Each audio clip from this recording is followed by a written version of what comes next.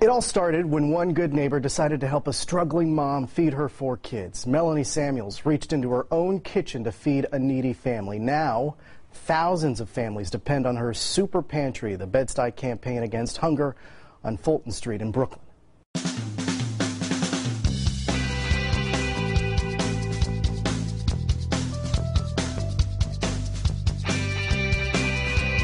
When I first started volunteering, I did they have a class here on Fridays for the senior citizens. So I do their vitals and take their weight and stuff. We still do that every Friday. And then now I start helping out in the pantry. We help stock the shelves. We help. Today I'm in charge of the clothing, so I make sure the clothing are, distributed properly and evenly to everybody. We help, in every way possible that we can help. People are more needy than me, and they really need it. And I've introduced other people to this pantry, just so they can have them something to eat. And they do come faithfully every month. It has benefited me a lot. A lot of times I don't worry about rice, juice, milk, cereal, because I come here for it. And like I said, food stamps is not enough, so coming here really helps. I'm here every day. After I finish school, I just come up here. When the truck comes, I would overload the truck, check out for most of the time, check if everybody needs anything else, or if they haven't got enough. Stuff along those lines.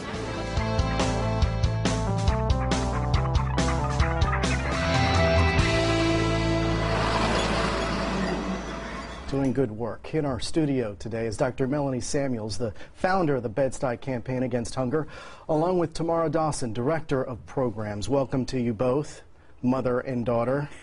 Apparently that was a big secret, but we're bringing that out now. And that, you're so modest, but you're doing good work in the community. And this was something, Melanie, that you started 14 years ago? 14 years ago. Had a very good job.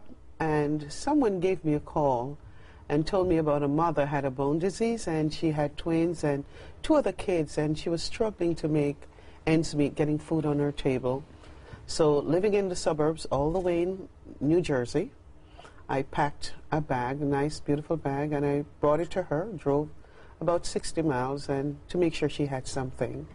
And what started out with just helping a neighbor, someone you don't know, never seen before, turned out to be a pantry serving over 12,000. Last month we served 15,000 individuals. But this was something that has developed over all these years. Yes. I want to go back to how it started.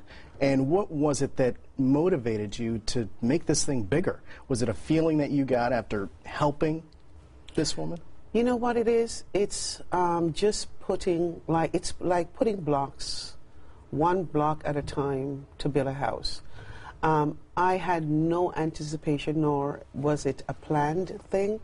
It's just watching the needs grow, seeing families come in, pre-packed bags, giving families bags one after the other, first out of our cupboard. Then I got my first grant, and I was able to do so. But then after a while, compassion, love, dedication. These are the things. It's hard to turn away a teary-eyed mother and say to her, I can't help. And I guess that's what really started the whole thing. When we started in the basement of a church, we started in the basement of Full Gospel Tabernacle of Faith Church, just across the street from where we are now. And we noticed families, as we gave them pre-packed bags, they went into the bags and they were taking out stuff after such hard work. And I wondered, I asked them, why are you doing that? And they said, well, we're diabetic. I can't eat that. And then I found out, even though I'm trying to help, that I needed to do a little more. We needed to look at nutrition. What are we putting in those bags? And so that's what evolved into the expansion, into what we call our super pantry now. The first supermarket-style pantry in BSCAH opened in 2006, and Tamara started with us sometime around there. She was volunteering for a while with us. Thank God for her help. But it started out that way, and it just began to evolve just on its own. Yeah, and it's evolved into something that people in the community obviously count on. Tamara, I wanted to ask you, how has the makeup of the people that you serve changed over the last really 3 years with this Great Recession? Well, what we've seen is the face of pantry lines have totally changed. When people think of a pantry, they think of someone that's homeless, that is in need, someone who doesn't have much. And it's not always that. But that's not the case. The majority of our clients you find are the working poor. You find people who work here in the city. They come out of work, and on their way home they stop by the pantry because they don't make enough with rent being the way it is. Food is the first thing that we cut out of our budget, and so they come by the pantry to help, you know, to meet those needs. And so that's mainly what we've seen. That's why we have our extended hours where we're open until 6:30 p.m. Well, not only is there this changing face with this recession, but organizations like yours are finding it harder and harder to get the dollars to support the programs that you have running. Have you had problems? You mentioned a grant, but have you had any problems raising the money you need to keep food on the table, so to speak? It has been a challenge, as you can imagine, with the economy the way it is, and so many people are unemployed and the lines are growing longer. What is happening to us as the largest pantry in New York City, giving out over 1.2 million meals per year? What is happening is that our resources are being used up. What normally is supposed to go until next year, June, we have already used our resources. So basically, we are looking into a new year coming up. And as a matter of fact, Christmas is around the corner. We don't know what we're going to do because we have already used our budget. And because we don't want to turn anyone away, we have noticed an increase this year in the summer from where it was 10 to 11,000 to 12, and then taking care of over 15,000 individuals. Our community approach for caring allows us to make sure that families have a nutritious meal.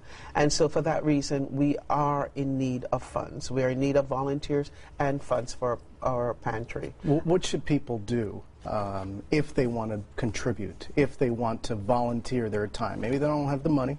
Maybe they want to volunteer their time. What do you suggest they do? Go to our website and www.bedscahagainsthunger.org, or give us a call, 718-773-3551, or they can send a monetary donation to Bed-Stuy Against Hunger, 2010 Fulton Street, Brooklyn, New York. Do you find, Tamara, that it's harder for organizations like yours to stand out, to get the notoriety that maybe they deserve? Is it harder these days? It is harder these days. I mean, there are a lot of organizations out there trying to help. Being that we work with food, you know, you see on TV about children from foreign countries or people abroad that need help, but sometimes we forget that there are people right here in our own backyard, maybe our very neighbors, that need help, and so it's very difficult, and we really need the help. And let's talk about the farm that you have. Tell me about that. Well, that's a part of our urban farm. Produces over 2,600 pounds of fruits and vegetables, and we work mainly with our seniors with that. Urban farms. So this is in the city. In the city, in backyards. We have just changed backyards into beautiful gardens that are producing for the pantry to help us where we cannot afford to buy fruits and vegetables.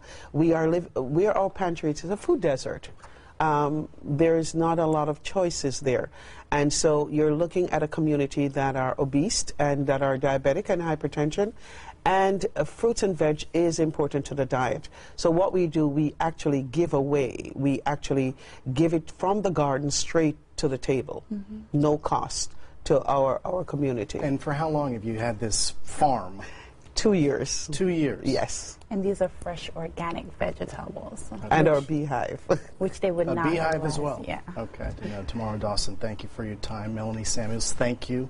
You're welcome. welcome. Your work. I understand that this is a An important time for you, the holiday season. It is. It is. Thank you And very we'll much. be giving out toys to needy children this year. And Another we'll be doing free taxes coming in the tax season. Another program that you're involved in. You are Because busy. we see so many individuals. I'm sure Thank you you, do. Jeff, for having Thank us. you. Appreciate All your right. time. Up next, a non-profit organization that's delivering pajamas and bedtime stories to underprivileged children.